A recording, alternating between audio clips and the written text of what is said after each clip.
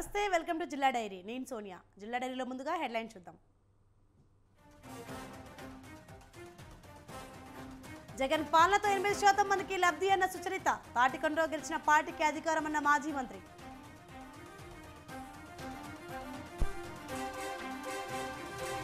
ఓటమి భయంతోనే వైసీపీ అభ్యర్థుల మార్పు అన్న జ్యోతుల ముగ్గురు శక్తులు కలిశారని వైసీపీ నేతల్లో వనుకున్న టీడీపీ నేత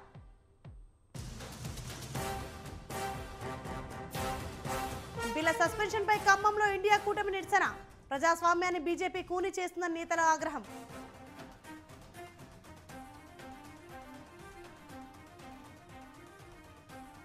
ఇథనాల్ ఫ్యాక్టరీకి నిరసనగా దిలావర్పూర్ బంద్ జాతీయ రహదారిపై అన్నదాతల రాస్తారోకో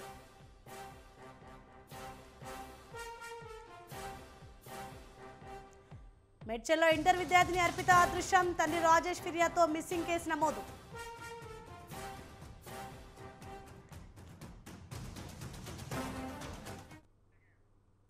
రటిక్ డీటెయిల్స్ చూస్తే ఏపీ సీఎం జగన్ సంక్షేమ పాలనలో 85% మంది ప్రజలు లబ్ధి పొందుతున్నారన్నారు మాజీ హోంమంత్రి మేకతోటి సుచరిత తాటికొండ నియోజకవర్గంలో జరిగిన జగన్ జన్మదినోత్సవ వేడుకలకు హాజరైన సుచరిత మాట్లాడుతూ తాటికొండ నియోజకవర్గంలో ఏ పార్టీ గెలిస్తే ఆ పార్టీ అధికారంలో ఉంటుందన్నారు ఇది ఒక సెంటిమెంట్ అని చెప్పారు తొలుత వెంకటపాలెం శ్రీ వెంకటేశ్వర స్వామిని మేకతోటి సుచరిత దర్శించుకున్నారు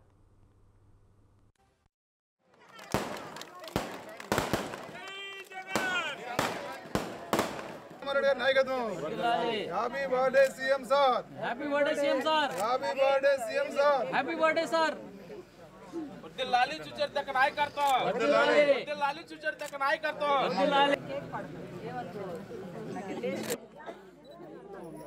ఓకే మేడం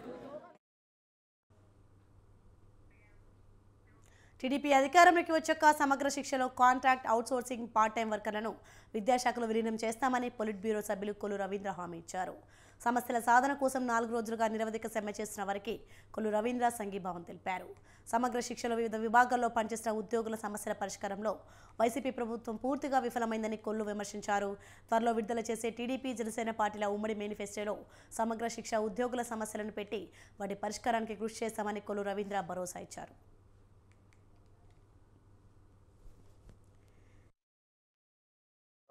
26,000 మంది 26,000 కుటుంబాలు ఆధారపడి ఉన్నటువంటి ఎంప్లాయీస్ అందరూ కూడా ప్రభుత్వ నిర్లక్ష్యం కారణంగా ప్రభుత్వానికి అనేక సార్లు వాళ్ళకు ఉన్నటువంటి న్యాయమైనటువంటి డిమాండ్లు తెలియజేసినా కూడా పట్టించుకోని కారణంగా ఇవాళ విద్యాశాఖలో విలీనం కావాలి విలీనం చేయాలని చెప్పి వాళ్ళు కోరుతా ఉన్నారు ఎందుకంటే ఎంఈఓ ఏవైతే ఉన్నారో ఆయన విద్యాశాఖ పరిధిలో ఉన్నటువంటి ఎంఈఓ కార్యాలయాల్లో పనిచేస్తున్నటువంటి వాళ్ళని కనీసం ఇవాళ కాంట్రాక్ట్ ఎంప్లాయీస్ కింద కూడా చూడకుండా వాళ్ళని ఇవాళ ఉపయోగించుకుంటున్నటువంటి ఈ ప్రభుత్వం కనీసం వాళ్ళ వేతనాల విషయంలో కానీ వాళ్ళని రెగ్యులరైజ్ చేసే విషయంలో కానీ చాలా నిర్లక్ష్యం చేస్తూ ఉన్నారు వాళ్ళని చర్చలకు పిలవాలి ఈ రోజు వరకు కూడా చర్చలకు పిలవలేదు ఇమీడియట్గా చర్చలకు పిలవండి వాళ్ళకి న్యాయమైనటువంటి కోరికలు పరిష్కారం చేయండి లేని పక్షంలో వాళ్ళతో సమానంగా మేము కూడా పనిచేయడానికి వాళ్ళ పక్షాన పోరాడటానికి మేము కూడా తెలుగుదేశం పార్టీ తరఫున సిద్ధంగా ఉంటాం రాష్ట్ర వ్యాప్తంగా దాదాపు 26,000 మంది 26,000 కుటుంబాలు ఆధారపడి ఉన్నటువంటి ఎంప్లాయీస్ అందరూ కూడా ప్రభుత్వ నిర్లక్ష్యం కారణంగా ప్రభుత్వానికి అనేక సార్లు వాళ్ళకు ఉన్నటువంటి న్యాయమైనటువంటి డిమాండ్లు తెలియజేసినా కూడా పట్టించుకోని కారణంగా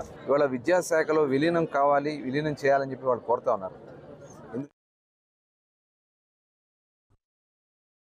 కార్యాలయాల్లో పనిచేస్తున్నటువంటి వాళ్ళని కనీసం ఇవాళ కాంట్రాక్ట్ ఎంప్లాయీస్ కింద కూడా చూడకుండా వాళ్ళని ఇవాళ ఉపయోగించుకుంటున్నటువంటి ఈ ప్రభుత్వం కనీసం వాళ్ళ వేతనాల విషయంలో కానీ వాళ్ళని రెగ్యులరైజ్ చేసే విషయంలో కానీ చాలా నిర్లక్ష్యం చేస్తూ ఉన్నారు వాళ్ళని చర్చలకు పిలవాలి ఈ రోజు వరకు కూడా చర్చలకు పిలవలేదు ఇమీడియట్గా చర్చలకు పిలవండి వాళ్ళకి న్యాయమైనటువంటి కోరికలు పరిష్కారం చేయండి లేని పక్షంలో వాళ్ళతో సమానంగా మేము కూడా పనిచేయడానికి వాళ్ళ పక్షాన పోరాడటానికి మేము కూడా తెలుగుదేశం పార్టీ తరఫున సిద్ధంగా ఉంటాం రాష్ట్ర వ్యాప్తంగా దాదాపు 26,000 మంది 26,000 కుటుంబాలు ఆధారపడి ఉన్నటువంటి ఎంప్లాయీస్ అందరూ కూడా ప్రభుత్వ నిర్లక్ష్యం కారణంగా ఓటమి భయంతోనే సీఎం జగన్ ఎమ్మెల్యే అభ్యర్థులను మారుస్తున్నారని టీడీపీ ఉపాధ్యక్షుడు జ్యోతుల నెహ్రూ ఎద్దేవా చేశారు యువగలం పాదయాత్ర భీమిలిలో విజయబేరి మోగించిందని లోకేష్ నవశకానికి నాంది పలికారన్నారు చంద్రబాబు పవన్ లోకేష్ నిర్వహించిన యువగలం సభను ప్రభుత్వం నిర్వీర్యం చేసే ప్రయత్నం చేసిందని జ్యోతుల ఆరోపించారు ఆర్టీసీ ప్రైవేట్ స్కూల్ బస్సులను సైతం ఇవ్వకుండా చేసిన ప్రజలు లక్షలాదిగా వచ్చి సభను విజయవంతం చేశారన్నారు ముగ్గురు శక్తులు కలిశారని వైసీపీ నేతలు భయం పట్టుకుందన్నారు రాష్ట్ర ఖజానాకు చేరాల్సిన ఆదాయాన్ని తాడేపల్లి ప్యాలెస్కు జగన్ ప్రభుత్వం తరలిస్తోందని జ్యోతుల నెహ్రూ ఆరోపించారు తెలుగుదేశం పార్టీ 160 సీట్లు గెలిచి అధికారంలోకి రావడం ఖాయమన్నారు జగన్మోహన్ రెడ్డి గారు బస్సులు అడిగితే బస్సులు మేము డబ్బులు కట్టుకుంటాం అంటే ఆర్టీసీ బస్సులు ఇవ్వలే. స్కూల్ బస్సులు ఇచ్చినట్టయితే మిమ్మల్ని ఎవరిచ్చినా సరే వాళ్ళని ఇబ్బందుల్లో పెడతామని బెదిరించినటువంటి పరిస్థితి. ఇంకా ప్రైవేటు బస్సులను కూడా నియంత్రించడానికి ప్రయత్నించినటువంటి పరిస్థితి. అంటే ట్రాన్స్పోర్ట్ అన్నది లేకుండా చేస్తే ఈ సభ విజయవంతం కాదు అని వాళ్ళ భ్రమ. అవగాహన లేదు జగన్మోహన్ రెడ్డికి. ఒక తెంగర పప్ప అని చెప్పడానికి ఇదే నిదర్శనం. జగన్మోహన్ రెడ్డి గారు బస్సులు అడిగితే బస్సులు మేము డబ్బులు కట్టుకుంటాం అంటే ఆర్టీసీ బస్సులు ఇవ్వలే. స్కూల్ బస్సులు ఇచ్చినట్టయితే మిమ్మల్ని ఎవరిచ్చినా సరే వాళ్ళని ఇబ్బందుల్లో పెడతామని బెదిరించినటువంటి పరిస్థితి. ఇంకా ప్రైవేటు బస్సులను కూడా నియంత్రించడానికి ప్రయత్నించినటువంటి పరిస్థితి. అంటే ట్రాన్స్పోర్ట్ అన్నది లేకుండా చేస్తే ఈ సభ విజయవంతం కాదు అని వాళ్ళ భ్రమ. అవగాహన. విజయవాడ పశ్చిమ నియోజకవర్గానికి తెలుగుదేశం పార్టీ అధిష్టానం తక్షణమే ఇన్ఛార్జ్ నియమించాలని ముస్లిం మైనార్టీ నాయకుడు ఫతావుల్లా కోరారు. 2 సంవత్సరాలుగా కేశినేని నాని కేవలం కోఆర్డినేటర్గా మాత్రమే వ్యవహరిస్తున్నారని ఫతావుల్లా చెప్పారు. తెలుగుదేశం పార్టీ కోసం అహర్నిశలు కష్టపడే వ్యక్తుల్ని సామాజిక సమీకరణ దృష్ట్యా ముస్లింలకు మొదటి ప్రాధాన్యత ఇవ్వాలని డిమాండ్ చేశారు. టీడీపీ అధిష్టానం ఎమ్మెల్యే అభ్యర్థిగా ఎవరిని ప్రకటించినా అతని విజయం కోసం కష్టపడి పనిచేస్తామని ఫతావుల్లా పేర్కొన్నారు. నారా చంద్రబాబు నాయుడు గారికి, నారా లోకేష్ గారికి, అలాగే అచ్చెన్నాయుడు గారికి మనం వినతి చేసేది ఏమిటంటే, ఇక్కడ 2 సార్లు ఎమ్మెల్యేగా పోటీ చేసిన 2 సార్లు ఎమ్మెల్యేగా ఎన్నుకోబడిన వ్యక్తి మన తెలుగుదేశం పార్టీలో ఉన్నారు, జలీల్ ఖాన్ గారు. అలాగే పోయినసారి జలీల్ ఖాన్ గారి అమ్మాయి షబానా ఖాతూన్ పోటీ చేసి 54,000 ఓట్లు ఇక్కడ పశ్చిమ నియోజకవర్గంలో ఆమె తెచ్చుకుంది. మరి ఇన్ఛార్జ్ ఎవరిని పెట్టాలండి? ఇన్ఛార్జ్ ఎవరుంటారు ఈ నియోజకవర్గానికి? న్యాయపరంగా చూస్తే జలీల్ ఖాన్ గారిని ఇక్కడ ఇన్ఛార్జిగా పెట్టాలి. కానీ ఇక్కడ వర్గాలు తెచ్చుకొని ఎవరైతే కార్ డోర్లు తీస్తారో వాళ్ళతో ఇక్కడ కార్యక్రమాలు చేసుకుంటున్నారు. మేము ఈరోజు ఒకటే చెప్తున్నాం, ఎలక్షన్ ఇంకా 2-3 నెలలే ఉంది కాబట్టి ముందు ఇక్కడ ముస్లిం అభ్యర్థిని మీరు ఎమ్మెల్యేగా ప్రకటించాలి, అలాగే ఇన్ఛార్జిగా ప్రకటించాలి. న్యాయపరంగా అయితే ఇక్కడ పశ్చిమ నియోజకవర్గం పార్లమెంటులో ప్రతిపక్ష ఎంపీలను అకారణంగా సస్పెండ్ చేయడాన్ని నిరసిస్తూ ఇండియా కూటమి ఆధ్వర్యంలో ఖమ్మంలో నిరసన కార్యక్రమం నిర్వహించారు. ఖమ్మం నగరంలోని జెడ్పీ సెంటర్లో అంబేద్కర్ విగ్రహం వద్ద నల్ల బ్యాడ్జీలతో ఇండియా కూటమి సభ్యులు నిరసన తెలిపారు. ప్రజాస్వామ్యాన్ని కాపాడాలంటే బీజేపీని ఓడించాలని పిలుపునిచ్చారు. పార్లమెంట్లోకి కొందరు చొరబడి విధ్వంసం సృష్టిస్తే దాన్ని ఖండించిన ప్రతిపక్షాల ఎంపీలను సస్పెండ్ చేయడం దారుణమన్నారు. అదే ఉగ్రవాదులు పార్లమెంట్లోకి చొరబడితే పరిస్థితి మనం ఊహించలేని విధంగా ఉండేదన్నారు. ప్రజాస్వామ్యాన్ని బీజేపీ కూని చేస్తుందని, ప్రజలు ఆలోచించి ఓట్లు వేయాలని, బీజేపీని ఓడించాలని పిలుపునిచ్చారు.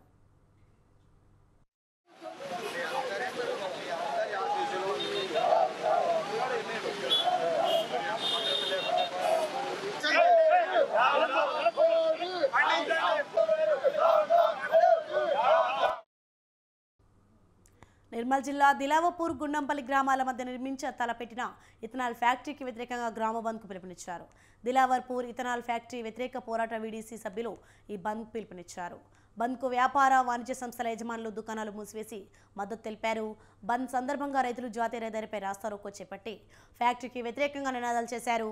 ప్రతి ఏటా 3 పంటలు పండిస్తామని రైతులు తెలిపారు. ఇథనాల్ ఫ్యాక్టరీ వల్ల భూములు నాశనమై తాము రోడ్డున పడే పరిస్థితి ఉందని ఆందోళన వ్యక్తం చేశారు. ప్రభుత్వం వెంటనే ఫ్యాక్టరీ నిర్మాణం ఆపాలని, లేదంటే ఆందోళన ఉధృతం చేస్తామని హెచ్చరించారు. 2 గ్రామాల మధ్యన పచ్చని పంటలు పండుతాయి. మా దగ్గర 3 పంటలు వస్తాయండి. 3 పంటలు పండే స్థలంలో కొత్తగా ఇథనాల్ ఫ్యాక్టరీ అనేది నిర్మాణం మొదలెట్టిండ్రు. ఇథనాల్ ఫ్యాక్టరీ వల్ల మా పంటలు దెబ్బతింటాయి, కాలుష్యం బాగా వస్తుంది. 1 లీటర్ ఇథనాల్ తయారు చేయడానికి 1000-2000 లీటర్ల నీళ్ళు అవసరం పడతాయంట. అంత వాటర్ తీసుకోవాలంటే మా బోర్లు కానీ మాకు ఇక్కడ ఉన్న పరిస్థితులన్నీ దెబ్బతినిపోతాయి. ఇక్కడ ఉండే ఈ వాసన వల్ల మా వ్యవసాయ పంటలకు కూలీలు దొరకక, వ్యవసాయం భూములు అమ్ముదామన్న ఎవరు కొనక, మేము కట్టుబట్టలు బట్టి ఊరిని ఈ ప్రాంతాన్ని వదిలి బయటకు వెళ్లాల్సిన పరిస్థితి ఏర్పడుతుంది. కాబట్టి దయచేసి అందరూ ఇట్లాంటి ఈ పొల్యూషన్ ఉన్నటువంటి, కాలుష్యం ఉన్నటువంటి ఈ ఫ్యాక్టరీని నిలుపుదలకు సహకరించాలని కోరుతున్నాము. గుండంపల్లి, దిల్వార్పూర్ 2 గ్రామాల మధ్యన పచ్చని పంటలు పండుతాయి. మా దగ్గర 3 పంటలు వస్తాయండి. 3 పంటలు పండే స్థలంలో కొత్తగా ఇథనాల్ అనంతపురం జిల్లా బుక్కరాయ సముద్ర మండలం చెన్నంపల్లిలోని ఎస్సీ కాలనీకి చెందిన 50 ఏళ్ల రాజు కుల్లాయప్ప ఎస్ఐగా ఎంపికయ్యాడు. తన తల్లిదండ్రులు బయగాళ్ల కులాయప్ప పుల్లమ్మ కూలి పనిచేస్తూ కష్టపడి తనను చదివించారని తెలిపాడు. ఈ స్థాయికి రావడానికి ఆర్డీటీ సంస్థ ఎంతో తోడ్పాటు అందించిందన్నాడు. తల్లిదండ్రుల ఆశయాలను నిజం చేయడానికి పట్టుదలతో చదివానని రాజకుల్లాయప్ప తెలిపాడు. వచ్చిన అవకాశాన్ని సద్వినియోగం చేసుకుని మరింత పై స్థాయికి వెళ్లేందుకు కృషి చేస్తానని, గ్రామానికి తల్లిదండ్రులకు మంచి పేరు తీసుకొస్తానని రాజా తెలిపాడు. కష్టపడి కూలి పని చేసి తనను చదివించిన తల్లిదండ్రులకు రుణపడి ఉంటానని తెలిపాడు. సబ్ ఇన్స్పెక్టర్గా సెలెక్ట్ అవ్వడం జరిగింది. దీనికి కానీ ఎంతో హ్యాపీగా ఉంది. మా ఈ విజయానికి నాకెంతో దోహదపడిన మా అమ్మ నాన్న, వాళ్ళ కృషి, వాళ్ళు డైలీ కూలీ పని చేసుకుంటూ నన్ను ఈ స్థాయికి తీసుకొచ్చారు. వాళ్ళ కష్టానికి ఈరోజు విజయం దక్కిందని కోరుకుంటున్నాను. దానికి ఎంతో హ్యాపీగా ఉంది. ఈ సబ్ ఇన్స్పెక్టర్ అనేది నా డ్రీము చిన్నప్పటి నుంచి. సో ఇలా అవ్వడం చాలా హ్యాపీగా ఉంది. అలానే ఆ పోస్ట్కి నేను న్యాయం చేస్తానని అనుకుంటున్నాను. మా గ్రామానికి కానీ, మా అమ్మ నాన్నకి కానీ, మా ఫ్రెండ్స్కి కానీ, మా ఫ్యామిలీకి కానీ అందరూ గర్వించదగ్గ స్థాయికి వెళ్తానని తెలియజేస్తున్నాను. రిలీజ్ చేసిన ఎస్ఐ రిజల్ట్స్లో నేను సివిల్ సబ్ ఇన్స్పెక్టర్గా సెలెక్ట్ అవ్వడం జరిగింది. క్వారీ యజమానులు చేపడుతున్న గ్రానైట్ తవ్వకాలపై అనంతపురం రైతాంగం ఆగ్రహం వ్యక్తం చేసింది. కంబదూరు మండలం కుదిరేవదేలపల్లి ప్రాంతాల్లోని గ్రానైట్ త్రవ్వకాలను ఆపాలంటూ తహసీల్దార్ నయాజ్ అహ్మద్కు వినతిపత్రం సమర్పించింది. జిల్లా రైతు సంఘం ప్రధాన కార్యదర్శి హనుమంతరాయుడు మాట్లాడుతూ గ్రానైట్ పనులు పేలుల వల్ల బోర్ బావులకు తీవ్ర నష్టం వాటిల్లిందన్నారు. నెమలిగుట్టగా పిలిచే ప్రాంతంలో గ్రానైట్ పనులు చేపట్టడం చట్ట విరుద్ధమన్న ఆయన కొండను ధ్వంసం చేయడం వల్ల వన్యప్రాణుల మనుగడకు ముప్పు వాటిల్లే ప్రమాదం ఉందని అన్నారు. వారి యజమానుల రికార్డులను పరిశీలించి తగిన చర్యలు తీసుకోవాలని కోరారు. కదిరిజోరుపల్లి గ్రామంలో గత 2 సంవత్సరాల నుంచి నెమిలి కొండలో ఒక గ్రానైట్ తీస్తున్నారు. కానీ అది మా గ్రామానికి అత్యంత ఇంపార్టెంటు. ఈ 24 ఎకరాల్లో జాతీయ పక్షి అయినటువంటి నెమళ్ళు ప్లస్ గొర్రెల ఆవులు గొర్రెలకి మేతగానే ఆ కొండే. కానీ అతను అక్రమంగా గ్రానైట్ తీస్తున్నాడని మాకు అనుమానం వచ్చేసి మేము ఈరోజు ఎంఆర్ఓ గారికి ఇవ్వడం జరిగింది. ఎంఆర్ఓ గారు కానీ వచ్చి ఎంక్వైరీ చేస్తామన్నారు. వారికి ఎటువంటి పర్మిషన్లు ఉన్నాయనేది ఇంతవరకు తెలీదు. కావున తక్షణం స్పందించే అధికారులు. ఎన్టీఆర్ జిల్లా విజయవాడలోని 4 దశాబ్దాల చరిత్ర గల ఏకైక షియా మసీదుపై ఏపీ రాష్ట్ర వక్ఫ్ బోర్డు డైరెక్టర్ మీర్ హుస్సేన్ కన్నుపడింది. దీంతో అతని ఆగడాలు పెచ్చుమీరాయి. నిబంధనల్ని తుంగల తొక్కి వ్యవహరించడమే కాకుండా అడ్డొచ్చిన వారిపై భౌతిక దాడులకు దిగుతున్నారన్నది షియా ముస్లింలు ఆరోపణ. మీర్ హుస్సేన్ అతని తండ్రి కబంద హస్తాల నుండి మసీదును కాపాడాలని, చట్ట ప్రకారం మసీద్కు ఎన్నికలు నిర్వహించాలని కోరుతున్నారు షియా ప్రముఖులు.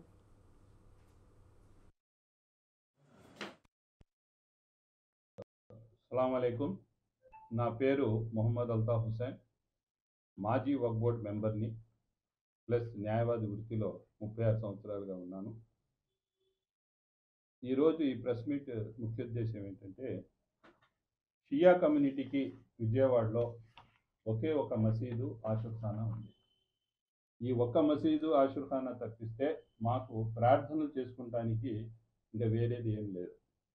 ఈ మసీదుని ఆషుర్ఖానాని వక్ఫ్ బోర్డులో 10/3/23 తారీఖున గజిట్ నోటిఫికేషన్ చేయడం జరిగింది. ఇది గజిట్ కాపీ, మీకు ఇచ్చిన కాపీలు కూడా ఉంది. ఇది గజిట్ అయిపోయిన తర్వాత అక్కడ ఉన్నటువంటి బలవంతంగా ఒక కమిటీ ఎటువంటి ఎలక్షన్స్. పేరు నూర్జహాన్ సుల్తానా, నేను రిటైర్ ఎస్ఐ అండి. 38 years సర్వీస్ చేశాను పోలీస్ డిపార్ట్మెంట్లో. ఇప్పుడు ప్రశాంతంగా సర్వీస్లో ఉన్నప్పుడు కూడా మా మసీద్కి పంజాకి వెళ్ళాను. నేను సర్వీస్కి వచ్చిన 2వ సంవత్సరంలో ఆ మసీదు కొనటం జరిగింది, పాత బిల్డింగు. అప్పటి నుంచి దాని గురించి అంతా తెలుసు. అయితే ఏంటంటే అప్పుడు ఉన్న కమిటీలు ప్రశాంతంగా ఉండేవాళ్ళు. ఇప్పుడు ఒక 2013 నుంచి కమిటీలో వచ్చిన వాళ్ళు, మీర్ హుస్సేన్ అనేవాళ్ళు కమిటీలో వచ్చిన తర్వాత ఎవరి 3 yearsకి అది చేంజ్ అవుతూ ఉండాలి కమిటీలు.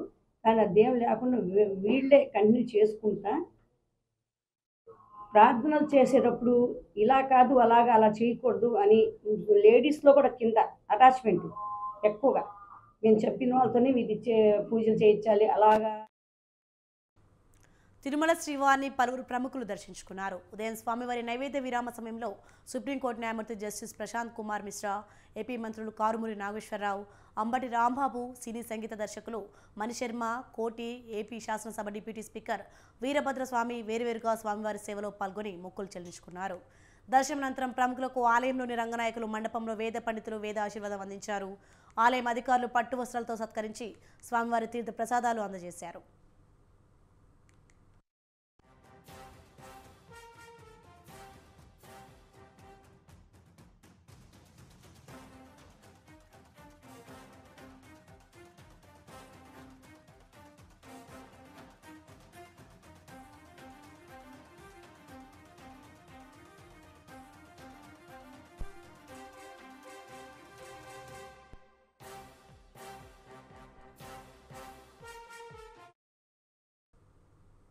గజరాజుల గీంకారాలు నిత్యకృత్యమయ్యాయి. పంట పొలాలు నేలకూడడం పరిపాటైంది. ఏ క్షణంలో ఏ వ్యక్తి ప్రాణం గాల్లో కలిసిపోతుందో తెలియని పరిస్థితి నెలకొంది. అటవీశాఖ అధికారుల మొద్దు నిద్ర వల్ల ఏజెన్సీ సమీప గ్రామాల ప్రజల పరిస్థితి దయనీయంగా మారింది. చిత్తూరు జిల్లా పడమటి పండలాలో ఏనుగుల స్వైర విహారానికి ప్రజలు బిక్కుబిక్కుమంటూ కాలం గడుపుతున్నారు. గజరాజులు హడలెత్తిస్తున్నాయి. చిత్తూరు నుంచి మొదలుకొని చూస్తే కుప్పం వరకు పెద్ద ఎత్తున అటవీ ప్రాంతాలు ఉన్నటువంటి పరిస్థితి కనపడుతుంది. ఈ అటవీ ప్రాంతాలకు సంబంధించినటువంటి ప్రజలు పెద్ద ఎత్తున వ్యవసాయ పనుల మీద ఆధారపడి వారి యొక్క జీవనాన్ని సాగిస్తూ ఉంటారు. అయితే తమిళనాడు, కర్ణాటకకు సరిహద్దుల్లో ఉన్నటువంటి చిత్తూరు జిల్లాకు సంబంధించినటువంటి కుప్పం, వీకోట, పలమనేర్ ఏవైతే ఉన్నాయో ఈ యొక్క ప్రాంతాల్లో ఉన్నటువంటి ప్రజలు ఎక్కువగా వ్యవసాయం మీద ఆధారపడి జీవిస్తూ ఉంటారు. వీరిని ఈ యొక్క గజరాజులు ఏవైతే ఉన్నాయి ప్రతి సంవత్సరం కూడా పెద్ద ఎత్తున ఇబ్బందులు గురి చేస్తున్నాయి. వారి యొక్క పండించేటువంటి పంటలను పూర్తి స్థాయిలో కూడా నాశనం చేస్తూ ఉన్నాయి. ఈ గజరాజుల దాడుల్లో దాదాపు ఇప్పటికీ 11 మంది రైతులు మృత్యువాత పడ్డారు. ఈ గజరాజుల దాడులు ఎలా ఉంటాయి, అసలు ఏం జరుగుతోంది, ఈ యొక్క ప్రాంత ప్రజలను అడిగి తెలుసుకునేటువంటి ప్రయత్నం స్వతంత్ర టీవీ చేస్తోంది.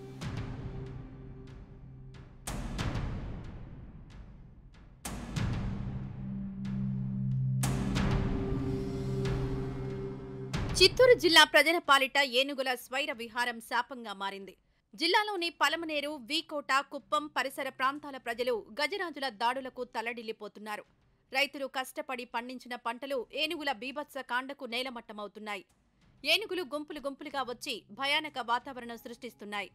ఇప్పటికీ 11 మంది అన్నదాతలను ఏనుగులు తొక్కి చంపేశాయి. ఇక పంట నష్టానికి లెక్కే లేదు. వేల ఎకరాల పంటను ఏనుగులు పొట్టన పెట్టుకున్నాయి.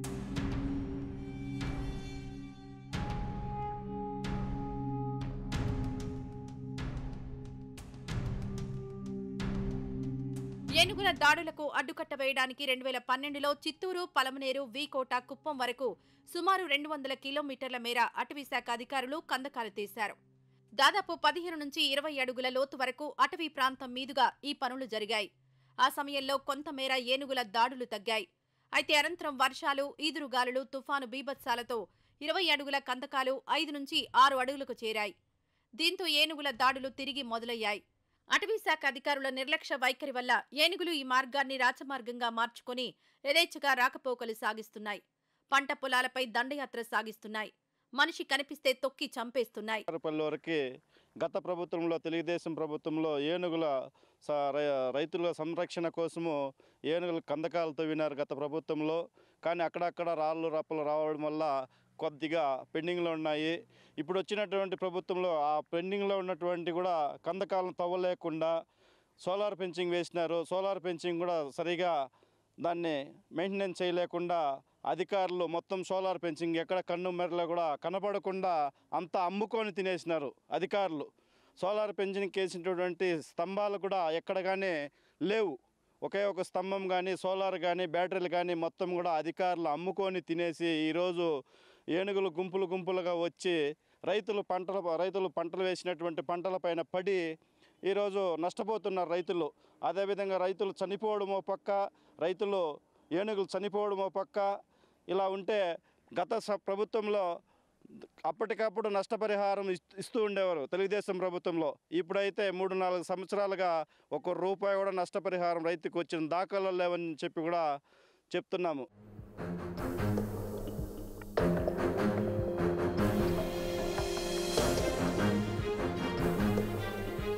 ఏనుగుల బారిన పడి ఎందరో రైతులు ప్రాణాలు కోల్పోతుండగా పంట పొలాలు నష్టపోయి ఎన్నో రైతు కుటుంబాలు కుదేలవుతున్నాయి. లక్షల రూపాయలు ఖర్చు చేసి వేల ఎకరాల్లో అరటి, కొబ్బరి, మామిడి, టమాటో, వరి తదితర పంటలను రైతులు ఎంతో కష్టపడి పండిస్తున్నారు. అయితే ఈ పంటలన్నీ ఏనుగుల పాలవుతున్నాయి. తమిళనాడు, కర్ణాటక అటవీ ప్రాంతాలకు సమీపంలో పలమనేరు, వీకోట, కుప్పం ఆనుకొని ఉండడం ఏనుగుల పాలిట వరంలా మారింది.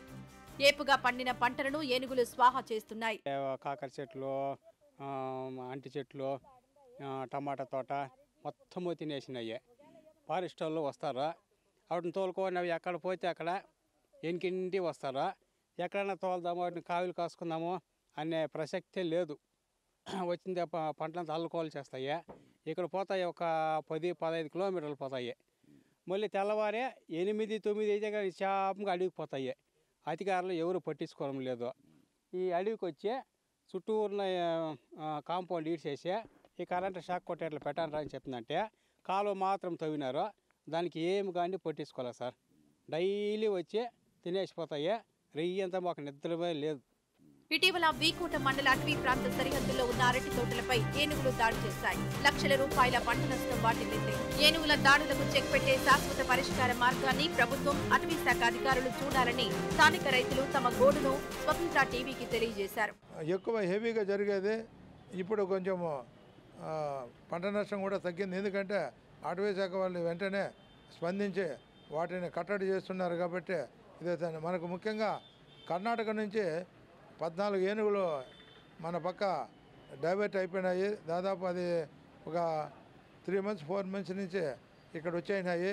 అవి మళ్ళీ వాటి ప్లేస్లోకి వెళ్ళిపోవాలని వాడి ఆ కారిడార్ వెంబడి మళ్ళీ పోతుంటే రైతులు మళ్ళీ ఎందుకంటే రైతులకు కూడా యాంగ్జైటీ వాళ్ళ మళ్ళీ రిటర్న్ చేయాలని కాదు, చూడాలని ఉత్సాహంతో పోయి లైట్లు వేయడము, అరచడము చేసిన వల్ల మళ్ళీ అవి వాటికి సురక్షిత ప్రాంతం ఎక్కడైతే ఉందో అక్కడ వచ్చేస్తున్నాయి. అవి వచ్చి మన ఫారెస్ట్లో ఉన్నాయి. కాబట్టి వాటికి ఇప్పుడు ప్రస్తుతానికైతే నీటి కొరత కానీ వాటి ఆహార కొరత కానీ ఏమీ లేదు.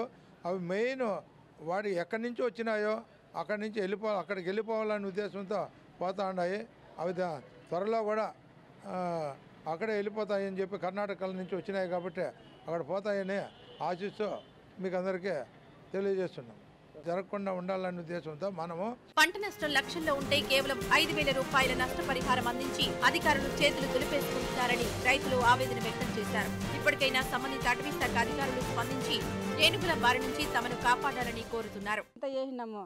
యానికులు వచ్చేసి మొత్తము తొక్కొని నిలిపోయిండాయి. ఏమైనా రాయిస్తాముంటే వాళ్ళు ఏమి రానులే సూనులే పట్టించుకోలేదు. మేము ఇంకేం చేయదు, వాళ్ళకేం చెప్పేది మేము గుమ్మడిపోతుంది. 2 లక్షలు అయింది సార్ దానికి ఖర్చు. ఎవరు ఇస్తారో ఎవరు భరిస్తారు చెప్పండి సార్. ఏమీ పట్టించుకోలేదు వాళ్ళు. ఏమన్నా అయితే వస్తారు, అక్కడిగా చూస్తారు, పోతారు. ఓట్లు కావాలంటే ఇట్లా ఓట్లకంటే రారు. ఏమ్మా నీ సమాచారం ఏముంది, ఇట్లా తొక్కేసిందంటే నేను కూడా అడుగురు వాళ్ళు. అట్లా తప్పుడు ఎందుకు సార్ మనకి పంటలు ఏంటి చేసేది, బాధ ఎంత సార్ మాకు, ఎందుకు వల్ల పెట్టుకోవాలా, ఏంటికి ఉండేది ఒంటిగాళ్ళు. రెయ్యంతా నిద్రపోయేది, రెయ్యంతా మేలుకోవాలా. ఎందుకు సార్ ఆడవాళ్ళు పోయి మేలుకొనేకి అవుతుందా, చూసుకునేకి అవుతుందా, ఒంటిగాళ్ళు మేము ఏం చేసేది.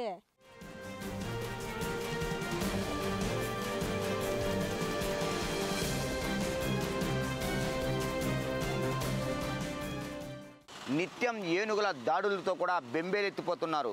ఒకవైపు ప్రభుత్వాలు కానీ మరోవైపు అటవీ శాఖ అధికారులు కానీ పూర్తి స్థాయిలో తమల్ని ఆదుకోవాలని స్వతంత్ర టీవీకి తమ గోడును విన్నవించుకున్నారు. ప్రతి ఏడు నవంబర్, డిసెంబర్ మాసాల్లో నిత్యం వారి పండించేటువంటి పంటల మీద దాడులు చేస్తూ తీవ్ర నష్టాన్ని సవిచూపిస్తున్నాయి ఆ యొక్క మదపటి గజాలు.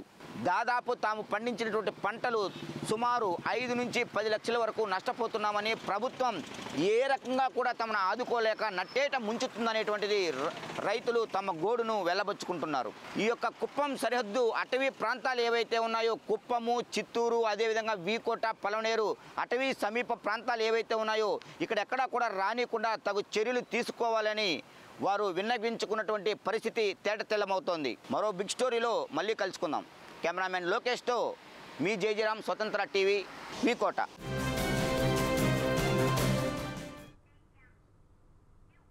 మేడ్చల్ పట్టణానికి చెందిన ఇంటర్మీడియట్ విద్యార్థిని అదృశ్యమైన సంఘటన స్థానికంగా కలకలం రేపుతోంది. ఉమానగర్ కాలనీకి చెందిన 17 ఏళ్ల అర్పిత ఉదయం కళాశాలకు వెళ్లి తిరిగి రాలేదు. తన కూతురు చదువుతున్న రెడ్సన్ కాలేజీలో ఉదయం వదిలి వచ్చానంటున్న తండ్రి సాయంత్రం కూతురు ఇంటికి రాకపోవడంపై పలు చోట్ల వెతికారు. అయినా ఆచూకీ లభించలేదు. దీంతో విద్యార్థి తండ్రి రాజేష్ కుమార్ మేడ్చల్ పోలీసులను ఆశ్రయించి ఫిర్యాదు చేశారు. మిస్సింగ్ కేసుగా నమోదు చేసి పోలీసులు దర్యాప్తు చేస్తున్నారు.